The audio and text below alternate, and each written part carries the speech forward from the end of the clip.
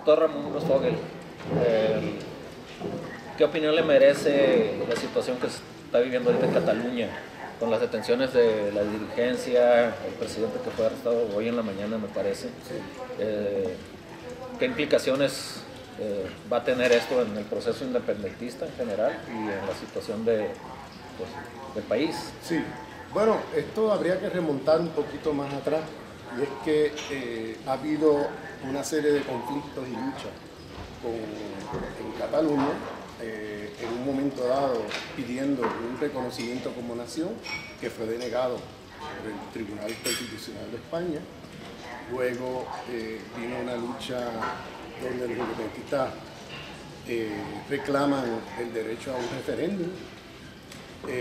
Ese referéndum se dio el 1 de octubre con una represión brutal del Estado español, y con todo eso lograron tener el 43% de los votos, del cual el 90% votó que sí a la independencia. Luego de eso vino una huelga general el 3 de octubre para que se respete el resultado del referéndum. Luego de eso pues vino una proclama de independencia en octubre 27 desde el Parlamento, y ya de ahí en adelante el Estado español implementa una ley que es realmente, la implementación de esa ley es bastante dudosa, porque esa ley realmente no autoriza al Estado español a hacer lo que ha hecho, que es disolver el Estado autonómico de Cataluña y proceder a arrestar y a un montón de los líderes. Sin cargo alguno los han metido presos en lo que llaman prisión preventiva, y luego los han dejado ahí, y ahora no salen porque ahora les han puesto cargo, y todos los que le han formulado cargo por sedición y cosas de estas los han encarcelado a todos la semana pasada. O sea, hay 19 encarcelados ahora. Antes habían como 5, ahora hay 19. Esto ha creado una situación donde se ha caído la careta a los ojos de los catalanes, de la Unión Europea y del Estado español. O sea, hasta el 1 de octubre había cierta esperanza o cierta creencia en que Europa de alguna manera era un lugar de libertades y democracia para muchos catalanes, aunque acá en América Latina nosotros nunca nos creyéramos eso. Yo personalmente me he pronunciado sobre eso hace mucho tiempo, que no hay nada que esperar de la Unión Europea, pero bueno, para los catalanes había una creencia o una esperanza en que la Unión Europea era lo que no era, ¿no? Entonces, muchas gracias. Entonces, a partir de eso, se levanta todo un movimiento democrático, porque es un derecho democrático a tu decidir tu destino como pueblo y como nación, que no está siendo reconocido por el Estado español, ¿bien? Que no está reconocido por ninguna de las fuerzas políticas españolistas imperialistas, y ahí incluyo a Podemos, y incluyo Izquierda Unida, incluyo toda esa izquierda o pseudo izquierda que critica el régimen del 78, es decir, la constitución que se hizo en la llamada transición, y que luego, cuando tienes un movimiento contestatario contra el régimen del 78, son los primeros que se levantan a favorecer el régimen del 78 y a favorecer al Estado españolista imperial frente a la dominación y la opresión nacional de los catalanes. Entonces, usa una retórica muy confusa, porque habla, el caso de Podemos, de sociedad plurinacional, hablan de derecho a decidir, pero cuando tú examinas bien lo que están diciendo, es una gran farsa, porque no están diciendo derecho a decidir donde incluya allí con claridad como una de las opciones la independencia, sino que dicen derecho a decidir cómo enmarcarse en el Estado español. En otras palabras, yo, izquierda española, te digo a ti las opciones, y tú, pueblo catalán, decide cuál de las opciones de las que yo te estoy poniendo a ti tú quieres. Bueno, eso es una gran farsa. Eso es una parte de una subjetividad imperial de parte de esta izquierda española, colonialista, que no acaba de entender que el derecho de las naciones a la autodeterminación significa que los pueblos decidan por sí mismos su destino y las opciones de estatus que ellos prefieran. Y por tanto, la opción de independencia tiene que estar allí contemplada. ¿Bien? Y eso es lo que esta izquierda o pseudoizquierda no entiende. Entonces, tiene, por otro lado, una promesa de un referéndum que, primero, nunca se sabe cuándo se va a hacer. O sea, en otras palabras, ellos dicen, ustedes no podemos apoyar el referéndum ilegal. Eso decía en el momento en que se estaban dando los acontecimientos, porque ustedes tienen, esto es ilegal y ustedes están violando la ley. O sea, el derecho a hacer un acto de desobediencia civil no existe para esta izquierda. Una cosa que es un ABC de cualquier izquierda en el mundo. Si hay una ley injusta, los pueblos tienen el derecho a levantarse contra esa ley injusta. Eso ha pasado en todas partes del mundo y la izquierda siempre ha sido los promotores de eso. Aquí tienen una izquierda que no son los promotores, al contrario, son los que se oponen a eso. Y son los primeros que salen públicamente a desautorizar a los catalanes y a desautorizar el referéndum y a desprestigiar el referéndum y a decir, si yo fuera catalán, yo no votaría en ese referéndum, y a hacer una 155, que es la ley que implementa el Estado español contra los catalanes, pero hacen una 155 dentro de las filas de Podemos, porque Podemos Cataluña se posiciona a favor del referéndum. ¿Y qué hacen? Una 155 interna, donde desautorizan a todo el liderato e incluso lo sacan de ahí. Liderato electo por sus propias bases, liderato que consultó a esas bases catalanas para la decisión de participar en el referéndum y apoyarlo, pues viene desde Madrid un decreto desautorizando todo eso y echándolos a todos. O sea, eso te dice mucho de qué tipo de izquierda estamos hablando, ¿no? Entonces, esto es muy importante porque, bueno, ellos también hablan de plurinacionalidad.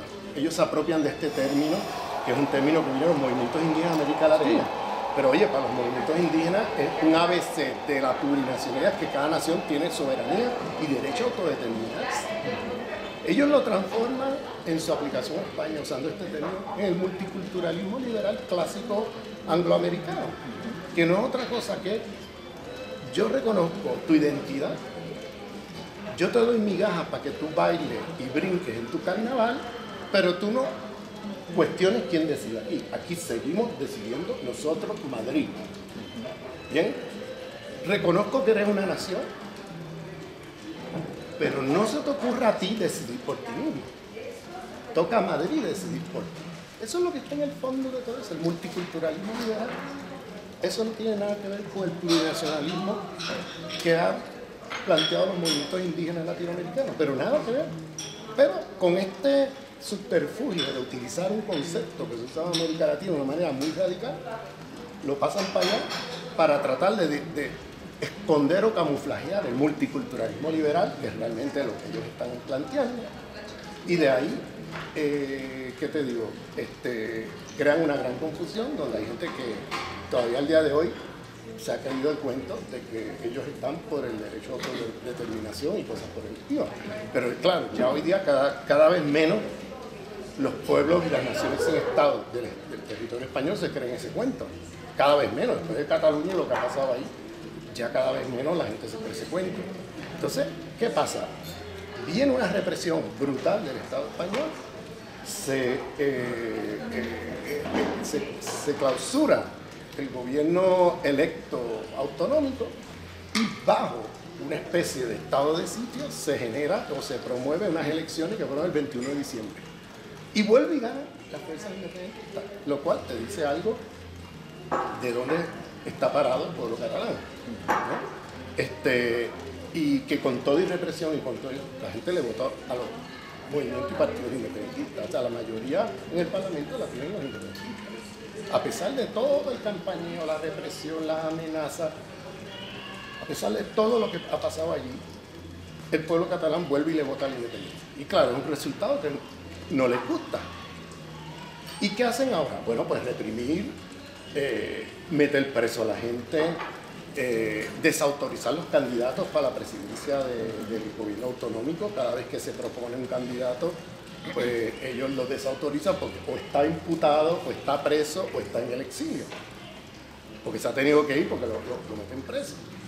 Y entonces, cada vez que tenemos esta situación en los últimos meses, no han podido elegir un presidente del gobierno autonómico porque cada vez que proponen a alguien, el gobierno, ni siquiera el gobierno, o sea, estamos hablando de la política de los jueces del Estado, porque el PP lo que ha hecho es criminalizar el movimiento catalán y ponerlo en manos de jueces. Y ahora la política la gestionan los jueces.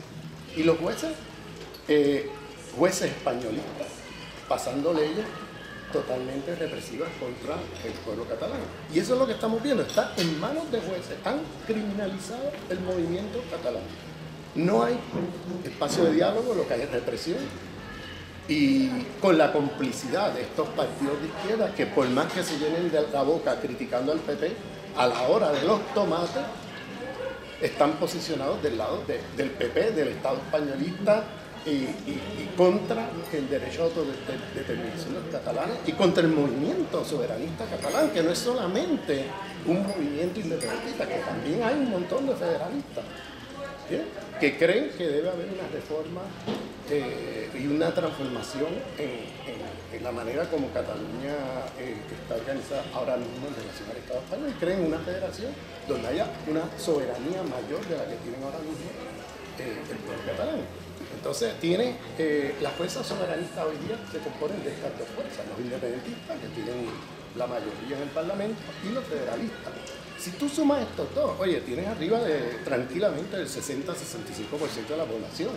Si tú sumas los soberanistas, es decir, los que son federalistas y los que son independentistas, estamos arriba del 65, de 2/3 tranquilamente. Pero, si le sumas a aquellos catalanes que no creen ni en la federación ni en la independencia, que creen en seguir integrados en España tal como están ahora, y que creen en el derecho a decidir y a votar los catalanes por sí mismos y electivos, oye, estamos hablando del 80% de los catalanes, tranquilamente. Y ahora mismo probablemente más con la humillación que le están haciendo al pueblo catalán de parte de ese Estado españolista. Y en esta coyuntura, pues me recuerdo de la discusión que a través de videos de YouTube tuvo usted con Monedero, sí, de Podemos. Sí. Eso tuvo muchas repercusiones, sabemos, en Cataluña. Sí.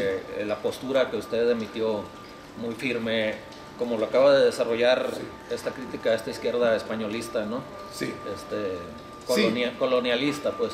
Entonces, en ese entendido de que, pues, su mensaje fue muy escuchado, ¿qué le diría a las fuerzas independentistas catalanas en esta coyuntura? Bueno, ¿cuál sería el mensaje de usted, sí, con ese antecedente? Pues mira, en primer lugar yo hice eso, ese video, porque alguien así muy informalmente me hizo una entrevista como de 5 minutos para pronunciarme sobre lo que pasaba en Cataluña. Estoy hablando de septiembre del año pasado, sí, antes del 1 de octubre. Creo que era finales de agosto o después de mediados de septiembre, no me acuerdo la fecha exacta, pero era antes del 1 de octubre. Y entonces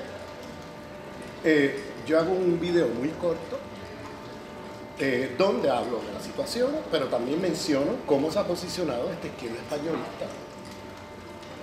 Y de momento, unos días después, veo un video de Monedero respondiendo a todo lo que yo dije, pero sin mencionar mi nombre. Sí. Pero no mencionó mi nombre. Habla de los decoloniales desinformados. Que están en sus cúbiculos. En sus cúbiculos privilegiados y no sé qué. ¿Cómo? O sea, vamos a ver. O sea, privilegiado, vamos a ver dónde él está sentado. ¿Entiendes? O sea, vamos a ver. O sea, él es un profesor de la Universidad de Sociología y Política, la Universidad Complutense. Bueno, con todos los privilegios de un profesor en ese lugar. Yo estoy en la Universidad de Berkeley, y se lo explico en el video, como parte de una lucha política de los sujetos racializados dentro del imperio. O sea, yo no llegué allí porque a mí ningún blanco me diera ese puesto. Ese puesto me lo dio la lucha de nuestros pueblos colonizados dentro del imperio. Y por eso estamos aquí y seguimos peleando. Porque cada día buscan cómo cerrarnos el departamento que hemos conquistado con sudor y sangre. O sea, que yo no estoy allí porque tengo un privilegio, porque me dieron el privilegio, porque un día los blancos se levantaron de la cama y dijeron, ah, mira, vamos a darle aquí espacio a estos indiecitos, negritos, latinitos, etc. Eso fue que se lo arrancamos con fuerza, con lucha. Y estamos ahí en pie de lucha porque cada día buscan cómo cerrarnos los departamentos, los programas que tenemos. A través de mecanismos presupuestarios, a través de represión, a través de cuantas cosas me pueden imaginar. Entonces, claro, yo le respondí esto a Monedero. Yo creo que Monedero de ahí en adelante no respondió más. A mí me pareció bien que él respondiera porque daba la oportunidad de tener un debate, pero claro, después de él escuchar mi respuesta probablemente no quiso seguir, pero a mí me hubiera gustado que siguiéramos, porque creo que sería muy importante para la lucha de las naciones sin Estado dentro del Estado imperialista español que hubiera una izquierda española castellana que se posicionara de una manera más clara con el derecho a autodeterminación de los pueblos. Pero históricamente siempre la izquierda española ha hecho como ha hecho toda la izquierda marxista-leninista del siglo XX, que siempre prometiendo un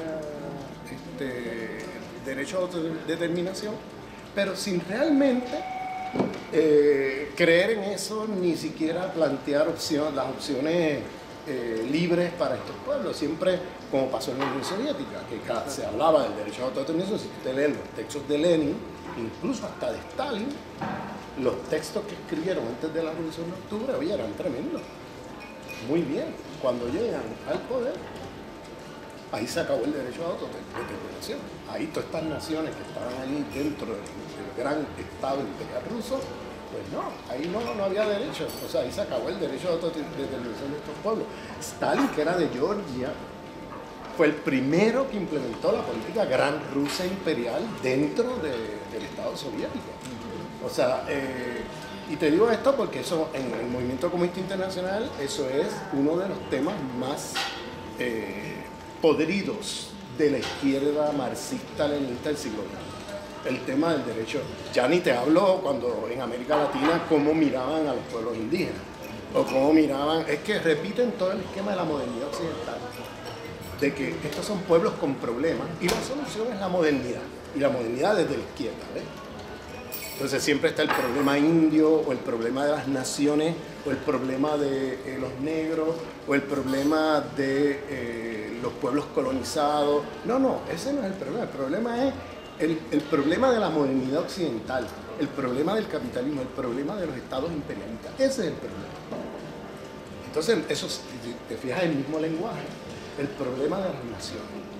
No, eso es el problema de ustedes. Las naciones opresoras. Eso es lo que tienen que estar mirando. Entonces, siempre es que la tuvo problemas con esto. Ahora recientemente, después de los acontecimientos de la 155 implementada por el Estado español, disolviendo el Estado autonómico democráticamente electo de Cataluña y metiendo preso a medio mundo, y formulándole cargo a un montón de gente, porque nosotros sabemos, por la prensa salen los líderes.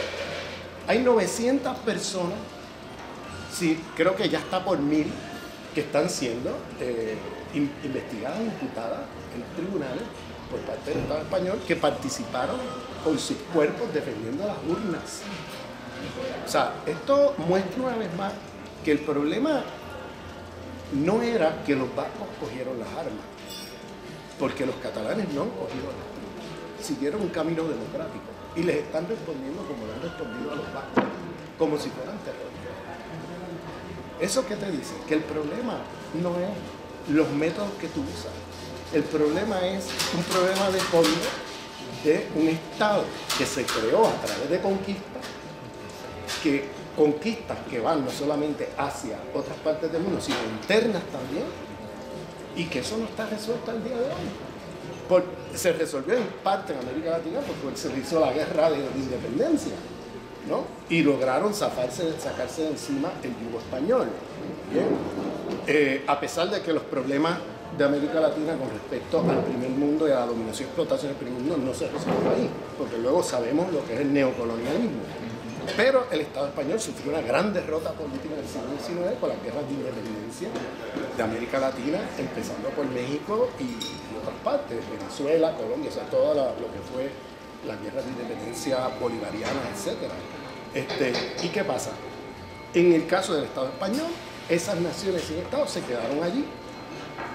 Un problema sin resolver que seguía a través del siglo XX. Hay varios acontecimientos, como por ejemplo el caso de los años 30, que declara Cataluña la independencia, y cuando vienen las fuerzas de la República, etcétera, pues eliminan estas cosas.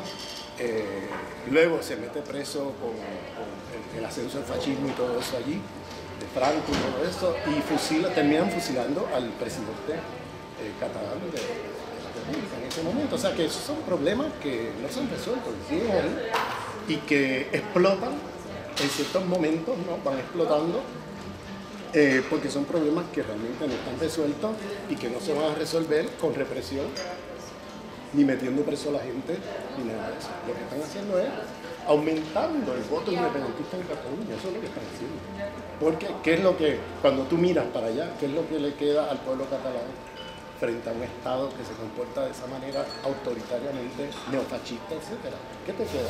Bueno, ver cómo me saco eso de encima, ¿no? Y por tanto, la independencia se convierte en una opción deseable para la mayoría de los catalanes, punto. O sea, ¿qué me ofrece ese Estado español? Que no sea austericidio, represión, negación de los derechos de los catalanes como nación, etcétera, etcétera. ¿Para qué quedarse ahí? Entonces ahí viene por qué los catalanes han optado por ver otra salida soberana para su pueblo. Y esa es la parte que no acaba de entender la izquierda española. La izquierda española se cree que con darle una serie de derechos formales, ¿no?, de consulta, donde condicionan hasta la consulta, hasta qué opciones de consulta se pueden votar, ¿no? Porque hablan siempre del encaje dentro de España, ¿no? Se cree que con eso lo resuelven y no lo van a resolver. Y fíjate que después de la 155 implementada allí por el Estado español y la 155 que Podemos hizo internamente, ahí está el caso de Albano Dante Fachín, que era el líder del movimiento de Podemos Cataluña, que terminó afuera, ¿no? Después de eso, hay una gran crisis de Podemos. Podemos estar en una gran crisis, en gran medida, porque los votos de Podemos en el Parlamento, lo que le da la fuerza política a Podemos, no son tanto los votos que obtienen dentro de España profunda, castellana, imperial, sino son los votos de la periferia. Como ellos prometieron el derecho de autodeterminación a un referéndum, este tipo de cosas, pues mucha gente de Galicia, del País Vasco, de Cataluña, de otros lugares, bueno, pues le votaban con la esperanza que si ellos ganan, pues tener el derecho a autodeterminación, ¿no? Pero al ver cómo se comportaron en Cataluña, se han desprestigiado a los ojos de las naciones sin Estado. Y ahí está la mayoría de los parlamentarios que ellos tienen. El que le da cierta fuerza en el Congreso en España, en Madrid, viene de ahí. Entonces ahora están perdiendo fuerza, porque se han desprestigiado con su comportamiento imperialista colonial frente al caso catalán. Pero fíjate qué interesante. ¿Qué dice Pablo Iglesias con respecto a esto? Bueno, mira lo que dice. Luego, el análisis que hace es el siguiente. Cuando se trata... La política siempre tiene un elemento de racionalidad y un elemento de emocional, de afectividad. Estoy hablando de lo que él dice. Por tanto, cuando se trata de la cuestión social,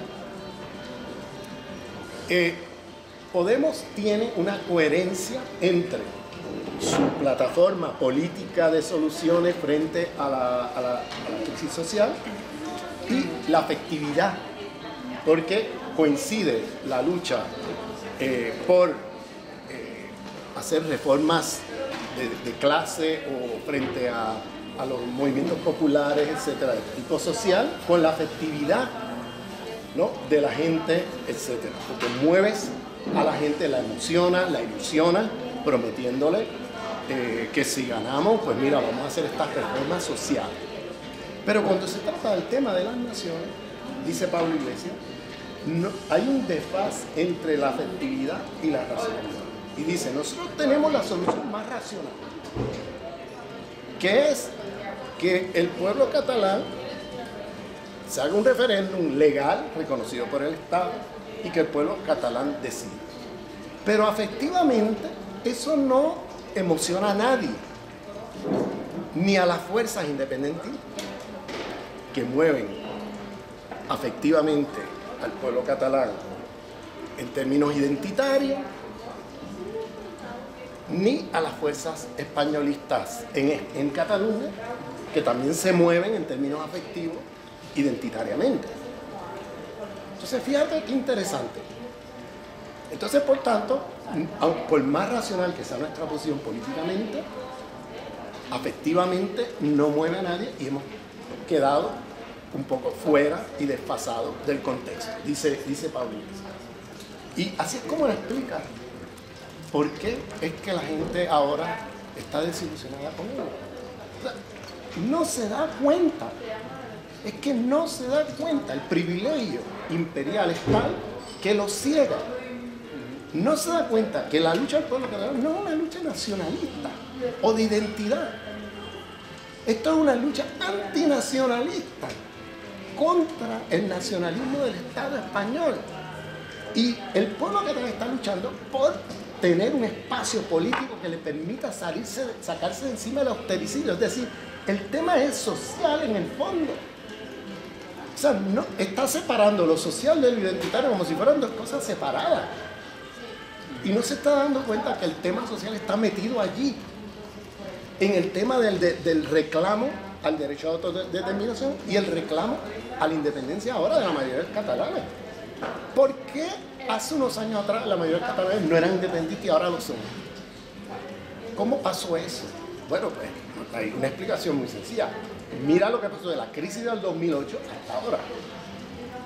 O sea, antes que eso ya habían desautorizado la enmienda a la Constitución donde le pusieran el reconocimiento de los catalanes como nación, ya eso estaba derrotado, y luego viene la crisis y lo que viene es austericidio desde España. Entonces viene la precariedad, viene el corte presupuestario, el cierre de hospitales, con la complicidad también de la burguesía catalana. Burguesía que se hace luego independentista radical, ¿no?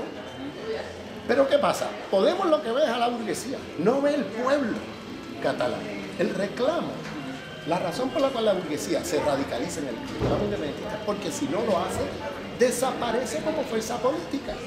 Porque el pueblo está reclamándolo desde abajo. Y eso es lo que ellos no ven. Ellos se creen que eso era lo que sirve como manejaban el tema. Esto es una burguesía catalana allí que tiene unos intereses propios y no vamos a estar apoyando ese proyecto porque es un proyecto, no, perdóname, es un proyecto popular en Cataluña, de la cual la burguesía catalana no tenía otra que posicionarse a favor de eso o desaparecer políticamente. Entonces, así es como sobrevive la burguesía catalana a la crisis del 2008, porque la burguesía catalana en ese momento participa de los recortes presupuestarios, junto con el Estado español, tanto el PSOE como el PP después, cerrando hospitales. Las condiciones de las escuelas en Cataluña son terribles. Las condiciones, por ejemplo, de los servicios de trenes de cercanía son terribles. No comparan con nada, a pesar de que Cataluña aporta una cantidad enorme al Estado español en impuestos, no se ve en servicios. Lo que hacen es cortarle el presupuesto. Entonces, ¿qué pasa? La gente ve eso y dice, bueno, yo no voy a estar en situación precaria, ¿no? Toda la vida y en austericidio toda la vida. Vamos a hacer un movimiento aquí que nos dé soberanía para nosotros poder hacer otra cosa. O sea, así es como la cosa se mueve en esta dirección soberanista. Pablo Iglesias no lo ve. Y todavía el tipo se cree que esto es un tema identitario. Y que ellos fallaron porque a pesar de tener la posición correcta, racional, etcétera, pues no emocionaba a nadie, ¿no? Perdóname. Qué paternalismo, ¿no? Qué subestimación de la inteligencia de la gente. ¿no?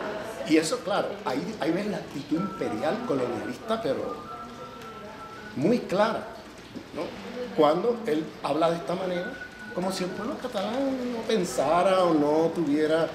No, perdóname, te comportaste durante ese proceso de una manera colonialista. Ahora estás pagando los platos rotos. Y en lugar de tú decir, oye, fallamos porque pudimos habernos comportado de otra manera, y lo que hicimos fue repetir lo que hace la izquierda occidentalista siempre, los esquemas colonialistas. Y ahí hemos perdido fuerza y gente. No, estábamos bien. Nuestra posición fue correcta. No, eso no dice Pablo. Nuestra posición estaba correcta. Lo que está mal es que, lamentablemente, en ese tema no emocionamos. Pero ven aquí, ¿qué es esto? Un circo. Un espectáculo. Esa es la noción de la política del espectáculo, que tú tienes que emocionar a la gente y ya. No, perdóname, tú no emocionaste a nadie porque te posicionaste con el Estado imperial español, punto. Por eso no emocionaste a nadie.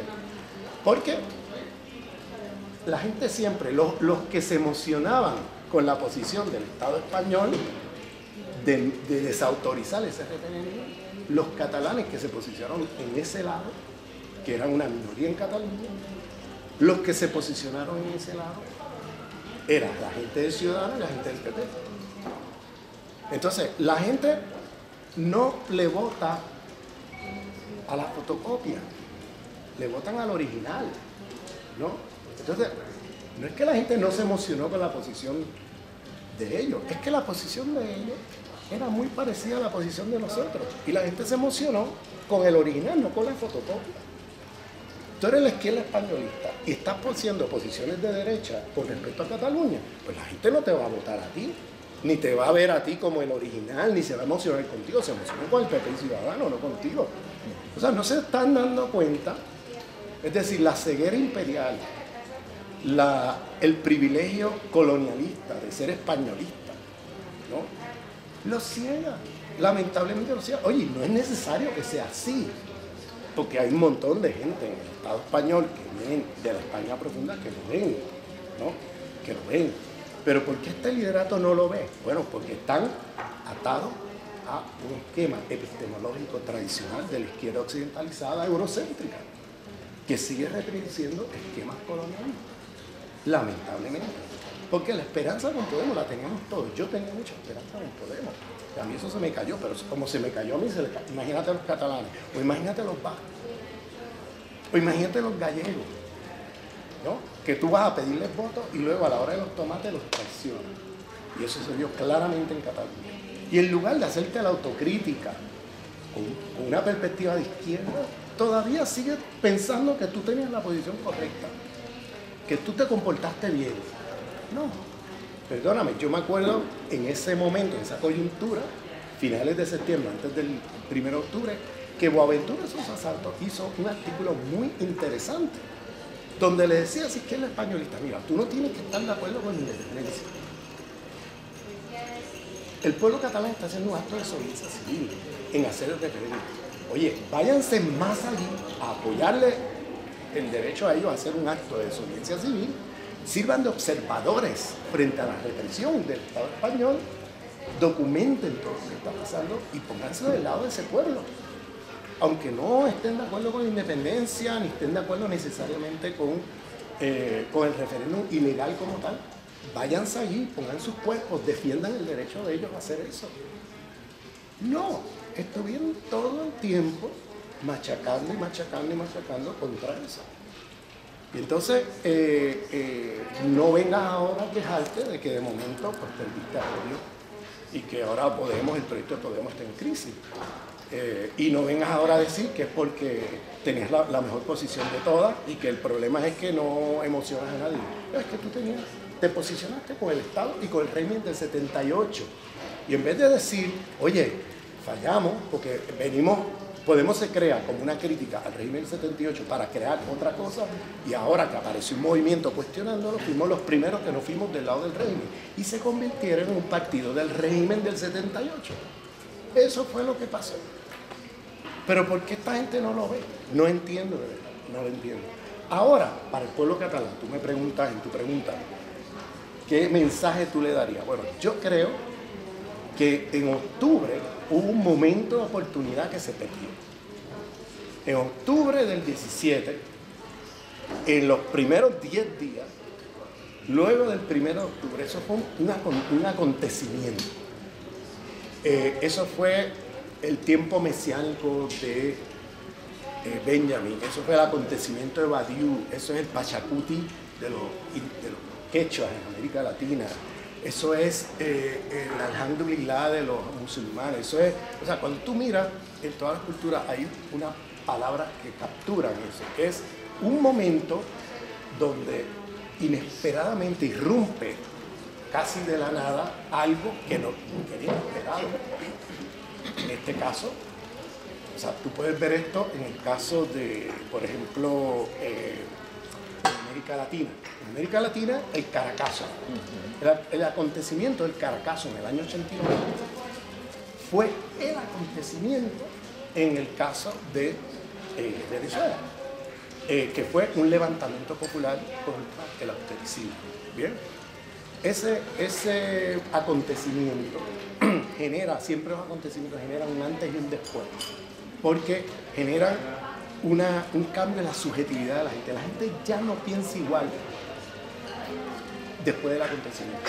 La experiencia vivida es tan brutal que ya no hay vuelta atrás. Y se genera una nueva verdad y un nuevo ciclo político. Y claro, los acontecimientos siempre son efímeros, no son duraderos. Siempre duran un tiempo y se desvanecen. Sea porque son derrotados políticamente, sea porque son procesos efímeros que desaparecen, etc. Pero lo importante de los acontecimientos es que genera entonces una nueva subjetividad en el pueblo y genera una nueva verdad. Ese cambio en subjetividad y esa nueva verdad se tiene que articular políticamente, hay que darle respuesta política. Y la respuesta política en cada caso fue Hugo Chávez, 9 años después.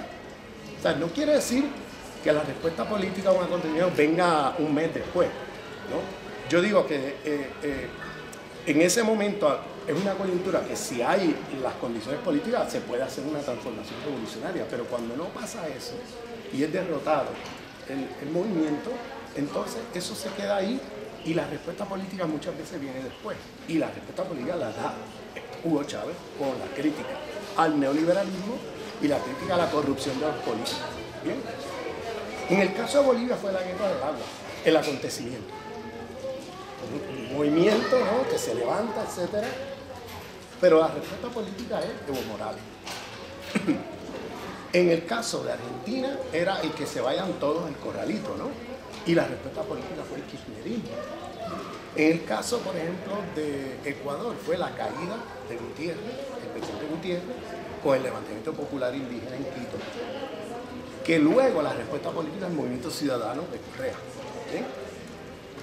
Podemos hizo la lectura correcta porque son latinoamericanistas, son discípulos de Heriberto Cairo en la Complutense, tanto Pablo Iglesias como Íñigo Errejón, que de paso yo tengo la sospecha que si Íñigo Errejón no hubiera sido expurgado del liderato de Podemos como pasó en el Congreso de Vistalegre de febrero del 2017, yo estoy seguro que Íñigo Errejón no hubiera dicho las tonterías que dijeron Monedero y Pablo Iglesias y que siguen diciendo. Porque Íñigo Errejón es un tipo mucho más sofisticado y que entiende mucho mejor el tema de las naciones sin Estado. Lo digo aquí entre paréntesis para hacer también una salvedad de que no necesariamente todo el liderato de Podemos estaba de acuerdo con cómo Podemos manejó el asunto. Pero hay que recordarse que en febrero del 17 hubo un congreso donde expulgan a todos los errejonistas, incluyendo a Errejón. Y Errejón quedó en una posición ya secundaria en el liderato. ¿Bien? Y quienes entonces irrumpen son los históricos de Izquierda Unida, que son los que ahora entran con fuerza a Podemos, desembarcan en Podemos y empiezan a hacer las políticas de siempre de Izquierda Unida, que los llevó donde los llevó en el caso catalán.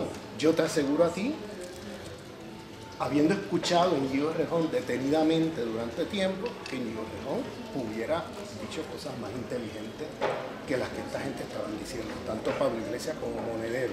¿Bien? Bueno, pero eso es un paréntesis. Podemos suponer, como buenos latinoamericanistas, discípulos de Heriberto Cairo, la situación latinoamericana, porque vieron, bueno, lo que es el Caracazo a Chávez, lo que es la guerra del agua de Evo Morales, lo que es el que se vayan todo al kirchnerismo, lo que es la caída de Gutiérrez al Movimiento Ciudadano de Correa. Bueno, ¿de qué es la respuesta política al 15M en España? Hicieron la lectura política correcta y de ahí proponen, Podemos como un movimiento, un partido político que de alguna manera da respuesta política al acontecimiento que era el 15M.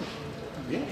Que era también, pasa lo mismo con cualquier acontecimiento, si no hay unas condiciones políticas, bueno, hay un levantamiento y según se levantan se caen. ¿Bien? Y luego, claro, vino la represión del PP y lo sacó a todos a patadas de las plazas y se acabó el 15M. Pero no se acabó el acontecimiento. El acontecimiento sigue vivo porque hay un cambio en la subjetividad de la gente, hay una nueva verdad. Y ellos supieron hacer la lectura a partir de la experiencia latinoamericana y producen un nuevo discurso político de acuerdo a la nueva verdad y a la nueva subjetividad de toda la generación de jóvenes que participaron del 15M.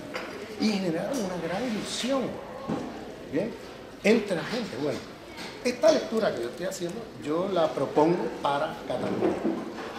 ¿De qué es la respuesta política el 1 de octubre y el 3 de octubre? Esa es la pregunta que yo creo que hay que hacerse, porque la subjetividad de los catalanes ya no está donde estaban el 30 de septiembre del 2017. ¿Bien? Después del 1 de octubre, ¿qué pasó allí? Miles y miles de catalanes se fueron con sus cuerpos a defender el derecho a decidir y a proteger las urnas. Miles. Y ahí nadie estaba preguntando, ¿por qué tú vas a votar? ¿Tú eres independentista? ¿O tú eres...? Nadie preguntaba. Porque ahí se tiró tanto independentistas, federalistas, como hasta catalanes, que hubieran votado en contra de la independencia y cualquier otra cosa. Están a favor de cómo se puede la cosa, pero estaban como nación tan ofendidos y humillados por la manera como el Estado españolista, con su derecha y con su izquierda, manejaron el asunto, que se fueron todos en masa y en bloque a defender el derecho a votar y a decidir, el derecho democrático. A mí no me vengas con cuentos. Nosotros tenemos el derecho a votar aquí y a decidir nuestro destino. Y ahí no había solo independentistas, aunque el independentismo obviamente era una fuerza importante, pero estaba medio amigo aquí. Y yo te lo digo porque tengo muchos amigos que no eran independentistas, ni soberanistas siquiera, que ni siquiera hubieran votado, que hubieran votado en contra, que estaban allí con su cuerpo defendiendo el derecho a votar. Entonces ahí se generó, ese es el acontecimiento, ahí se genera una nueva verdad, una nueva subjetividad. ¿Cuál es la nueva verdad? Que Europa no es la Europa que se creía. Que Europa no es la Europa de los pueblos. Europa es la Europa neoliberal, es la Europa de las clases dominantes, es la Europa imperial, colonial, porque le dieron la espalda al pueblo catalán, se fueron del lado del Estado español. Que España y la transición es un gran cuento. La transición fue una negociación entre franquistas y otras fuerzas donde dejaron vivo el franquismo y vuelve y sale el franquismo. Eso que vimos es el franquismo ahí escondido por mucho tiempo, que sale y da la cara abiertamente. Entonces, la transición, ahí se ve a los ojos del pueblo catalán, se le cae la idea de la democracia, de que España es democrática. Eso se cae. Y se ve claramente que España es un Estado autoritario con políticas neofranquistas. Digo neofranquista porque no es exactamente el franquismo clásico, pero con políticas muy parecidas al franquismo, camuflajeadas con un discurso supuestamente democrático. Pero es la misma política, por eso son neofranquistas. Es un nuevo franquismo que continúa con las viejas políticas del franquismo. Y eso es un problema de la transición del 78 y claro, a los ojos de los catalanes, la constitución del 78 fue altísima. Entonces, hay una nueva verdad ahora. Porque no es solamente el soberanismo independentista, es que hay un soberanismo federalista también, que no estoy hablando del federalismo de los de Podemos de Cataluña, que se posicionaron igual que los de Madrid. Por eso en las elecciones sufrieron una derrota política. ¿No? donde en el 21 de diciembre fueron castigados por el voto del pueblo catalán.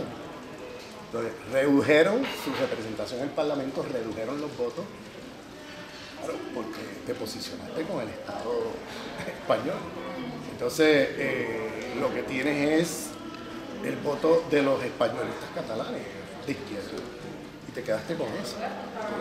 Entonces, digo esto porque a partir de ahora, creo yo, que habría que pensar que, bueno, se perdió una oportunidad, pero no se ha perdido la lucha.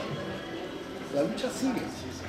Y habría que pensar, siguiendo estos ejemplos que di de América Latina, no de cara a que ahora en la inmediatez van a solucionar o va a haber no, es cómo vas a articular un nuevo discurso político, una nueva verdad de acuerdo a la nueva subjetividad que se genera a partir del 1 de octubre. Y esa nueva subjetividad ya no es soberana independentista solamente, es la soberanía también de federalistas, que también fueron con sus cuerpos a defender la Junta. Ahí yo creo que hay el potencial de un movimiento político soberanista que incluya independentistas y federalistas, pero otra vez repito, no estoy hablando del federalismo de Podemos, de los de Podemos Cataluña, que se quedaron allí después de haber expulsado a los verdaderos federalistas que estaban en Podemos, dirigidos por Albano Dante Fachin, que sí tenía una posición soberanista, federalista consecuente, ¿no? Y por eso terminó votado y expulsado de Podemos. Pero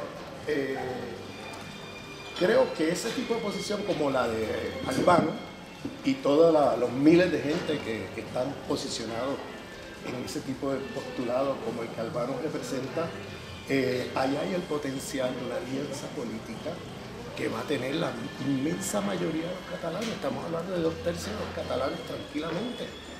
Si se genera un movimiento político que le dé respuesta política a la Constitución, es decir, que la nueva verdad de que no se puede esperar nada de Europa, no se puede esperar nada de los Estados Unidos, y de que la soberanía la defiende no solamente independentista, sino también federalista, ahí se puede generar un nuevo movimiento político con un nuevo discurso y con una nueva estrategia menos naif, vamos a ponerlo así, menos ingenua que la que hizo el movimiento independentista catalán en octubre, porque ellos creían sinceramente que el español no iba a llegar donde llegó, porque creían que había democracia en España y creían que si España se comportaba mal, que Europa iba a salir a defenderlo porque ellos son europeos y estamos en Europa, ¿no?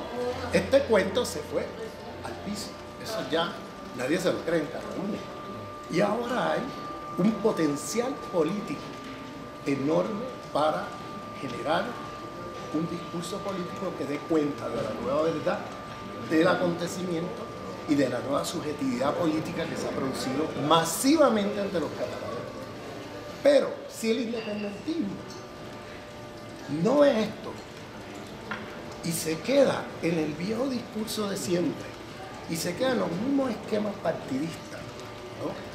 Y no se abre a un frente popular, a un frente común del pueblo catalán por la soberanía de Cataluña, más allá de las filas independentistas, van a tener los días contados, porque van a sufrir una derrota política brutal. De ahí que hay que hacer innovación ahora en el discurso político. Ya no puedes quedarte repitiendo lo que estabas diciendo antes del 1 de octubre o en las elecciones de septiembre del 2015.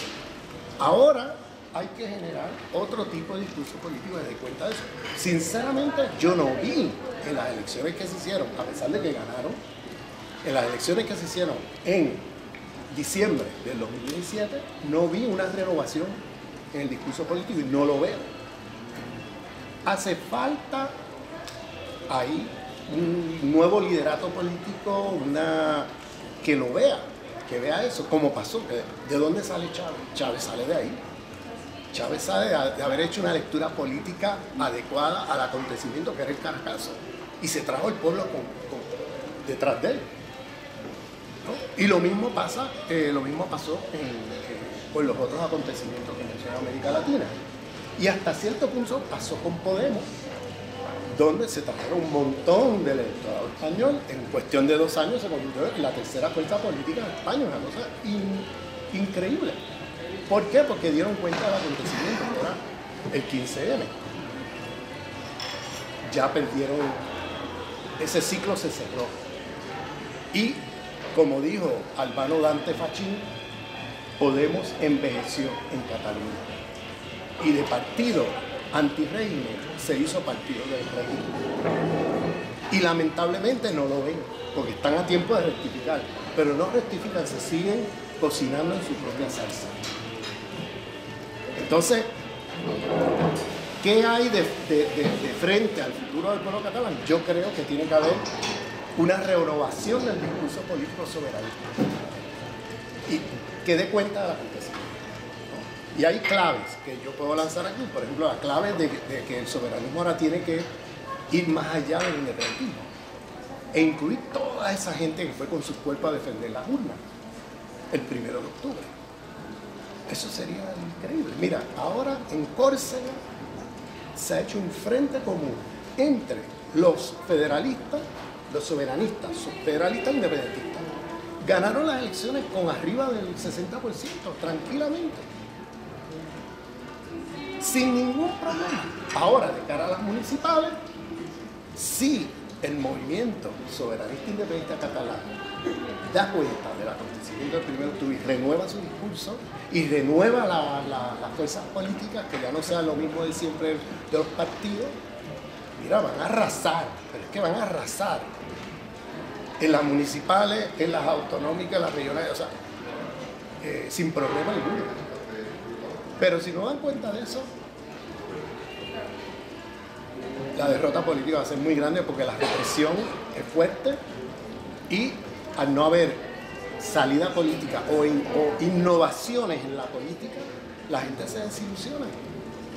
Entonces, eso está pasando.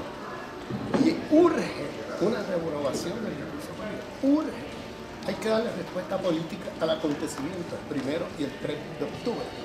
Cuando millones de catalanes se fueron a la calle y hicieron una huelga general el 3, defendiendo los resultados del referéndum del 1 de octubre.